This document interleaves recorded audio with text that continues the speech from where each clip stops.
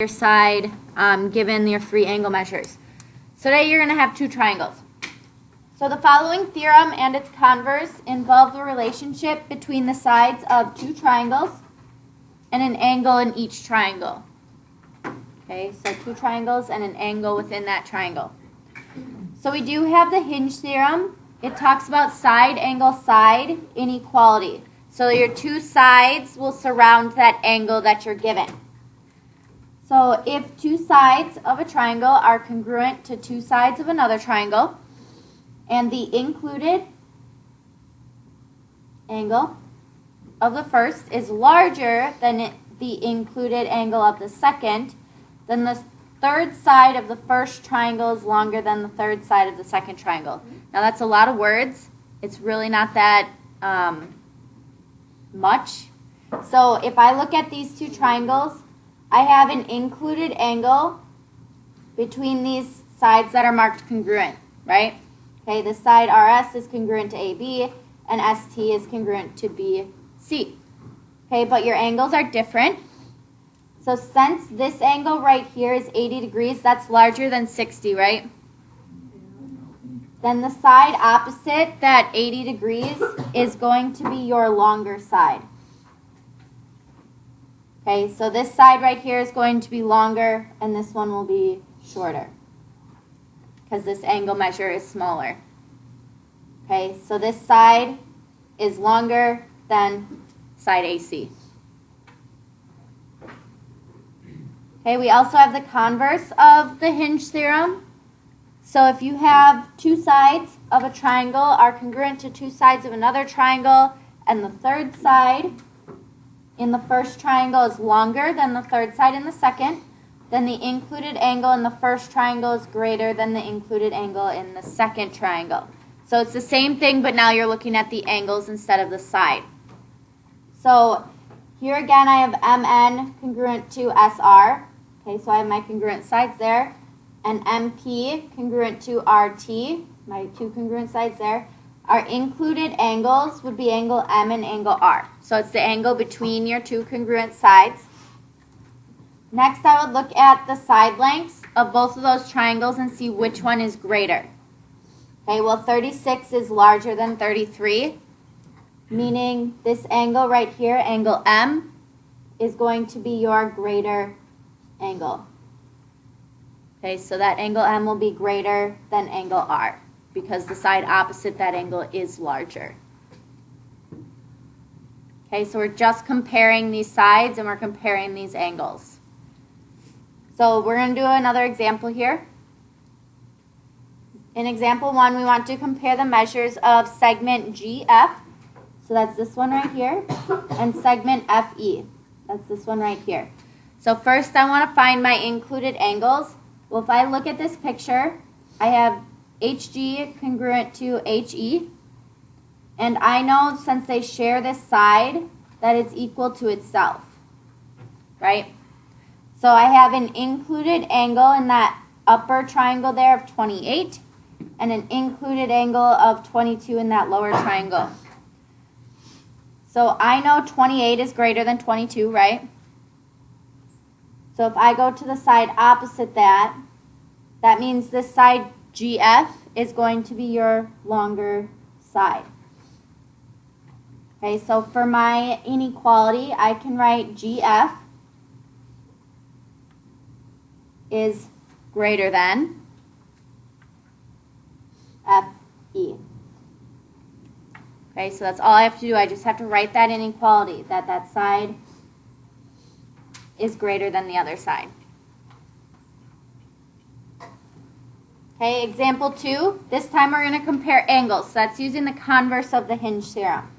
So we're trying to compare angle ABD, that's this angle right here, to angle CBD, that's that upper angle right here. So again, I want to make sure those are the included angles between congruent sides.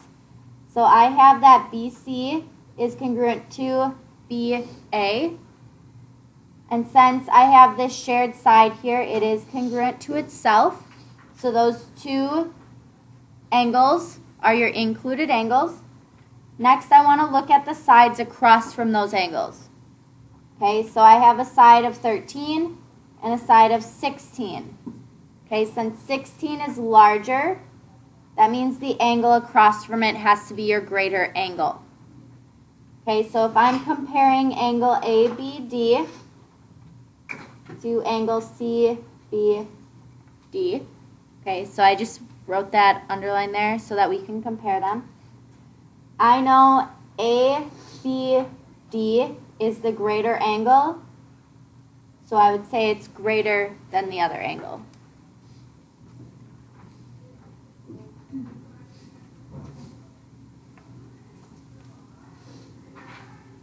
Questions?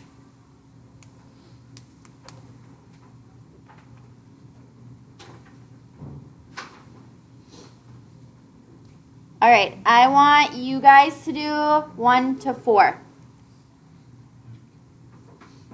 1, 2, 3, and 4. Compare those sides or compare those angles.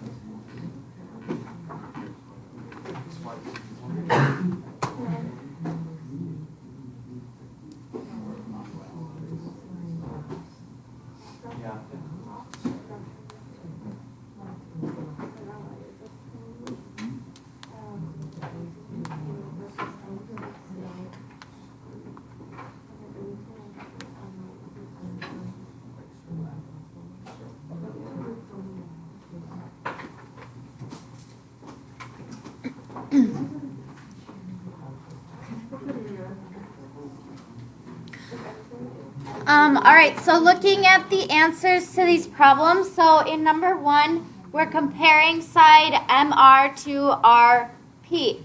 Okay, so MR is right here, RP is right here. Okay, I have my 2 congruent sides here, and those 2 triangles share a side. So my included angles are given. Okay, I know this angle of 21 is the greater angle. So that means the side opposite that angle is the greater side. So MR would be greater than RP. For number 2, we're comparing AD and CD. Okay, that's these two sides here. Again, I have my congruent sides. Those triangles share that side. So I have my included angles of 22 and 38. Okay, 38 is greater than 22. So the side opposite that is going to be your greater side, and that's AD. So we can say AD is greater than CD. Okay, number 3 and 4 have to do with the converse of the hinge theorem. So we're looking at comparing the angles. So we need to compare the measure of angle C and the measure of angle Z. Okay, I know that AC is congruent to XZ and CB is congruent to ZY. Okay, so C and Z are my included angles. So I have to look at the sides opposite those angles. Well, this side of 50 is going to be greater than 48. So that means the angle across from it is your greater angle.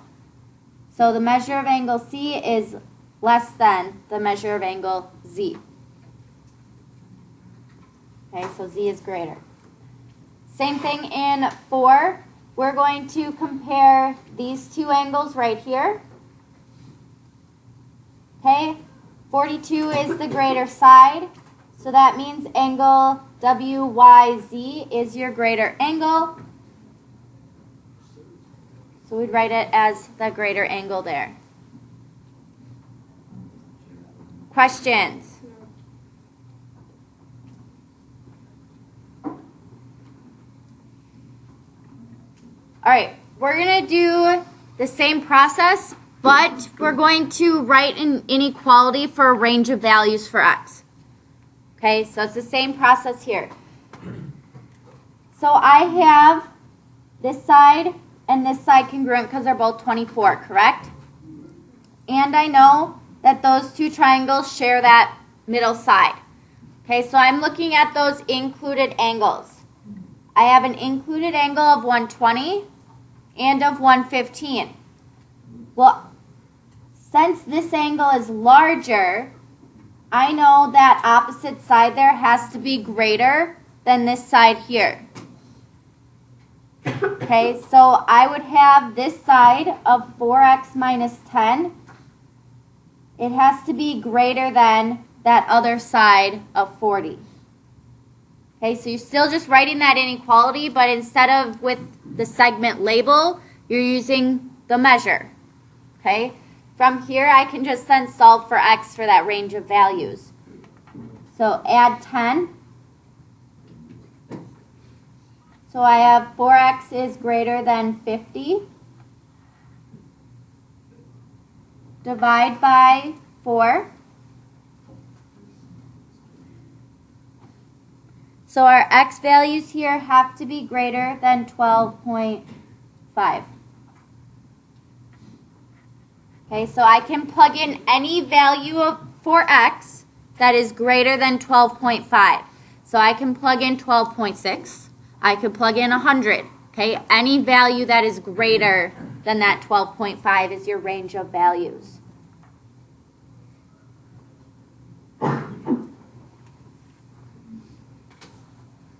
Okay, we're going to do the same thing with number 6, except this time it is an angle.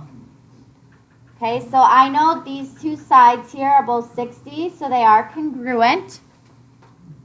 And again, these two triangles share that side in the middle. So I do have these two included angles. So I can look at the sides opposite those included angles to see which one is the greater angle. Okay, well, I have a side of 36. So that means the angle across from that is the greater angle. So since this one is smaller, I can write out 3x minus 3 has to be less than 33. You can flip it. So if you wrote 33 is greater than 3x minus 3, that's fine too. Okay, from here again, we just need to solve for x. So I'll add 3.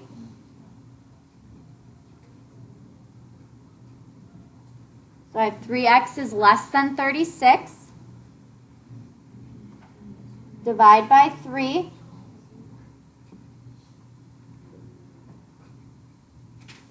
Now it says x is less than 12. So as of right now, since x is less than 12, right? That means I can plug in any value that's less than 12. Okay, I can plug in 9, right? That would work. What if I plug in -2? What would I get as an answer? If I were to plug in -2 for x here, what would I get?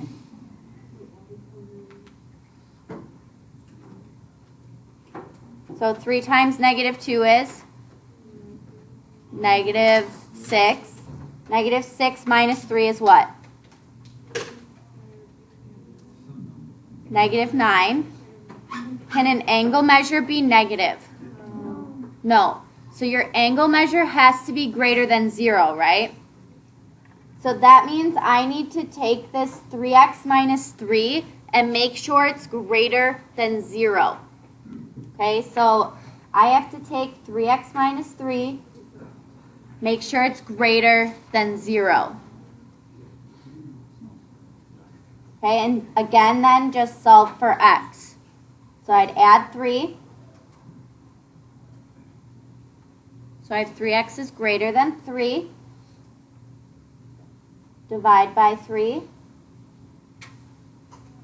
Okay, now I have x is greater than 1. Okay, so now I have my range of values that this could be. I could have values where x is greater than 1, but also less than 12. Okay, so values where x is greater than 1 and also less than 12. Yeah. So why do we have to do that on this one but not the last one? Like, why are we doing this? Why are you doing this part? Yeah. So with this one, if I have a number line, right, and I plot 12 on that, you're looking at values that are less than 12. So you're looking at values that are going to the left, meaning you can plug in negative numbers, right? But if I plug in negative numbers here, I get a negative answer, and your angle can't be negative, okay? So I need to make sure that this angle is greater than 0. Okay, so it can be 0.5, it just can't equal 0. So you're finding that range of values. If I look back at number 5, and I were to plot that on a number line, so I have 12.5, this one says my x values are greater than 12.5. So if the x is greater than the number, you don't have to make a range? Right, well, the range is just that greater than that number. So I can plug in like 100 here and my angle still remain positive. Okay, you always want your angle to remain positive. Okay, but your angle can't be negative, so that's why I had to do this extra greater than 0 part.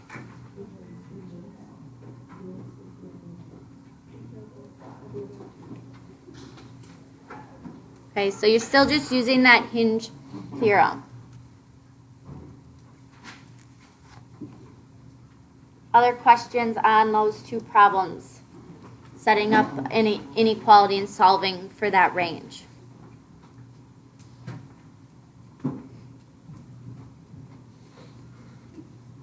Okay, then if you look at the back, I want you guys to do number 7. Okay, just sit for a second, read what it says, think about what it's saying, and it wants you to compare the measure of angle 1 to the measure of angle 3. Okay, so we're comparing 1 to 3. Okay, so think about what it's giving you to compare.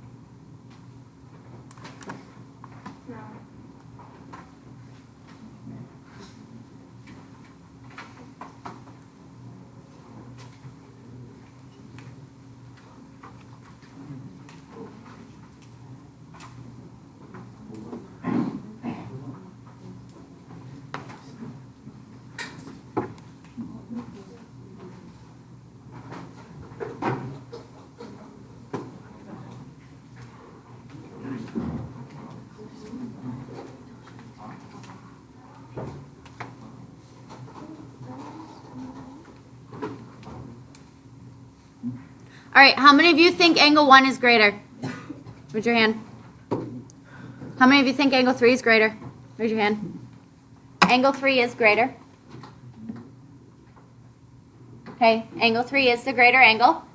If you look at this picture, we have that AC is less than DE. Okay, so since DE is your greater side, that means the angle across from it has to be the greater angle. Well, since both of those sides also contain angle 2, you can just subtract that out. Okay, you can just subtract that out. So I would just write since AC is less than DE. Okay, so angle 1 is less than angle 3 since AC is less than DE. Okay, and even including that angle 2, angle 1 will still be less than angle 3.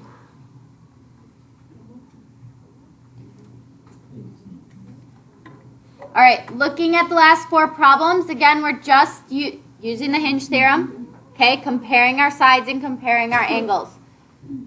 So number 8, we want to compare AB to BK. Well, I know AM is congruent to MK, and MB is congruent to itself. However, I'm not given my included angles here that are across from those sides, right? But if I look at triangle AMB, how can I find angle M?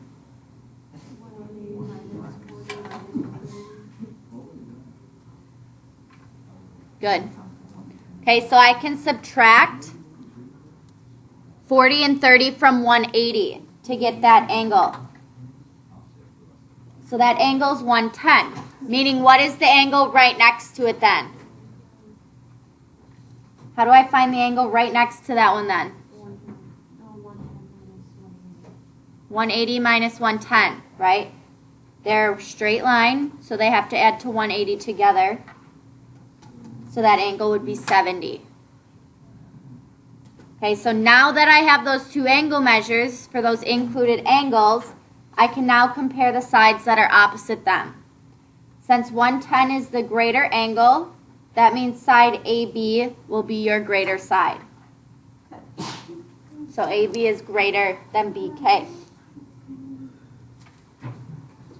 Now number 9, you don't have to solve for x. Okay, we're just comparing the sides. So I need to compare ST to SR. Well, again, I know RQ is congruent to QT. Both are 10. And both triangles share that middle side. So here are our included angles. Now, if I take any number and I subtract 3 from it, so let's say I take 6. So if I have 6 minus 3, I get 3, correct? Well, if I plug in that same number of 6 here, I have 6 plus 3, that's 9. Okay, so this side with this x plus 3 value is always going to be greater than the other angle because you're adding 3 instead of subtracting it. Okay, so since this side I'm adding, that opposite side is your greater side. So ST would be greater than SR. Okay, last 2 we're comparing our included angles. So in 10 we have the measure of angle CDF, so that's this angle right here at the top, and comparing that to the measure of angle EDF. So that's the angle right next to it right there. Okay, so I do have my congruent sides with that middle side congruent to itself. Looking at the sides opposite those included angles, 13 is greater than 12. So the angle opposite that side has to be your greater angle. And that was the angle EDF. So we'd want it to point towards EDF. Okay, last one, number 11. Comparing angle R to angle T. Okay, we do have our congruent sides here. So looking at the sides opposite those two included angles, 21 is greater. So the angle opposite is greater than the other. So angle T would be your greater angle for that one.